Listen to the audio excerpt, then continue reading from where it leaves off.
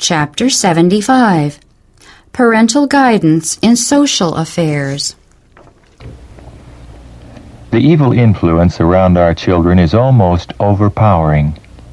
It is corrupting their minds and leading them down to perdition. The minds of youth are naturally given to folly, and at an early age, before their characters are formed and their judgment matured, they frequently manifest a preference for associates who will have an injurious influence over them. Could my voice reach the parents all through the land, I would warn them not to yield to the desires of their children in choosing their companions or associates. Little do parents consider that injurious impressions are far more readily received by the young than are divine impressions. Therefore, their associations should be the most favorable for the growth of grace and for the truth revealed in the Word of God to be established in the heart. Let the youth be placed in the most favorable circumstances possible. For the company they keep, the principles they adopt, the habits they form, will settle the question of their usefulness here and of their future eternal interest with a certainty that is infallible. Parents, your sons and daughters are not properly guarded. They should never be permitted to go and come when they please without your knowledge and consent. The unbounded freedom granted to children at this age has proved the ruin of thousands.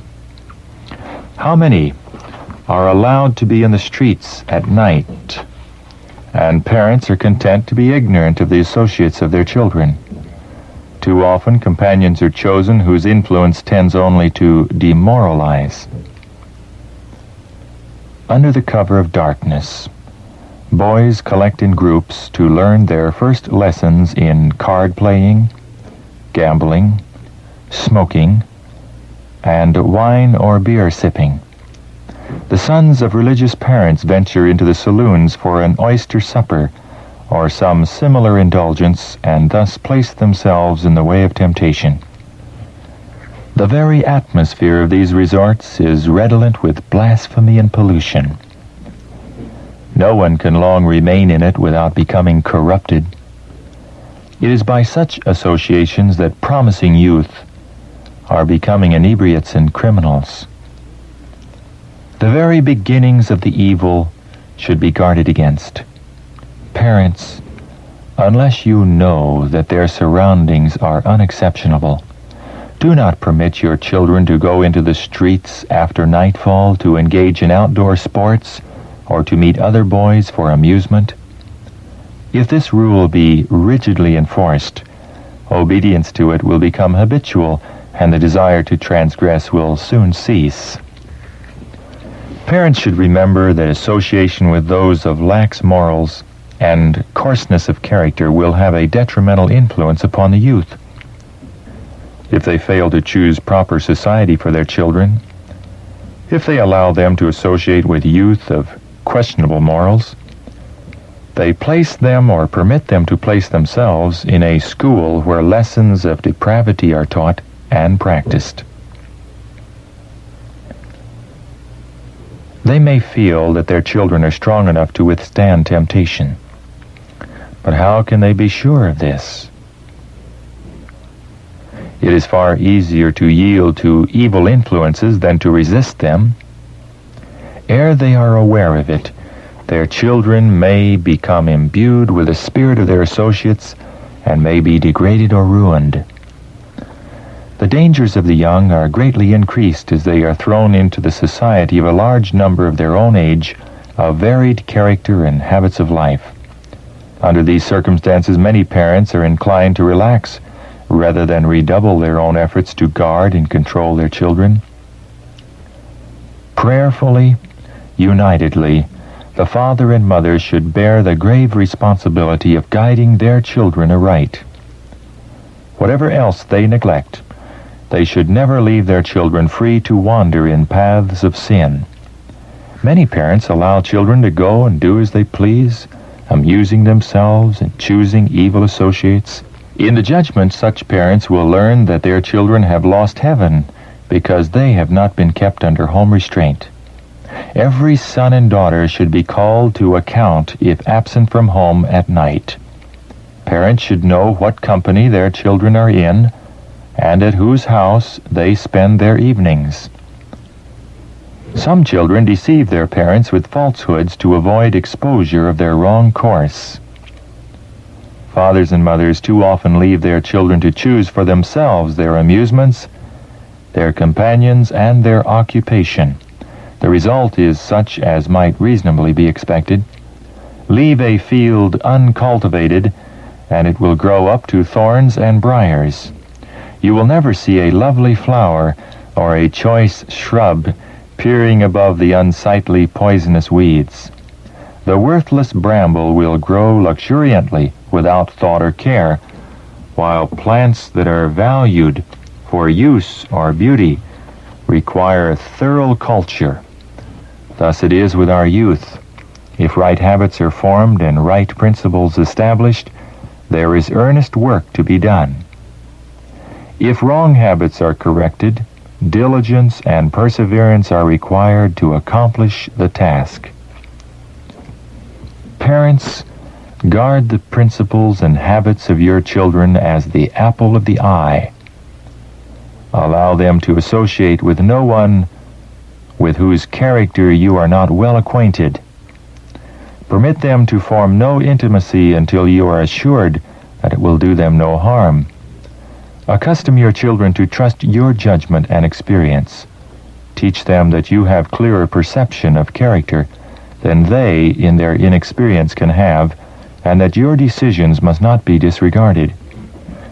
The parents should not concede to the inclinations of their children, but should follow the plain path of duty which God has marked out, restraining them in kindness, denying with firmness and determination, yet with love, their wrong desires, and with earnest, prayerful, persevering effort, leading their steps away from the world, upward to heaven.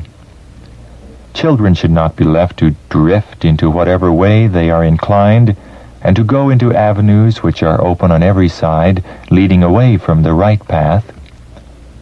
None are in so great danger as those who apprehend no danger, and are impatient of caution and counsel. Guard your children from every objectionable influence possible, for in childhood they are more ready to receive impressions, either of moral dignity, purity, and loveliness of character, or of selfishness, impurity, and disobedience. Once let them be influenced by the spirit of murmuring, pride, vanity, and impurity, and the taint may be as indelible as life itself. It is because the home training is defective that the youth are so unwilling to submit to proper authority. I am a mother. I know whereof I speak when I say that youth and children are not only safer but happier under wholesome restraint than when following their own inclination. Some parents mistake in giving their children too much liberty. They sometimes have so much confidence in them that they do not see their faults. It is wrong to allow children at some expense to visit at a distance, unaccompanied by their parents or guardians. It has a wrong influence upon the children. They come to feel that they are of considerable consequence and that certain privileges belong to them, and if these are not granted, they think themselves abused. They refer to children who go and come and have many privileges, while they have so few. And the mother, fearing that her children will think her unjust, gratifies their wishes, which in the end proves a great injury to them. Young visitors who have not a parent's watchful eye over them to see and correct their faults often receive impressions which it will take months to remove.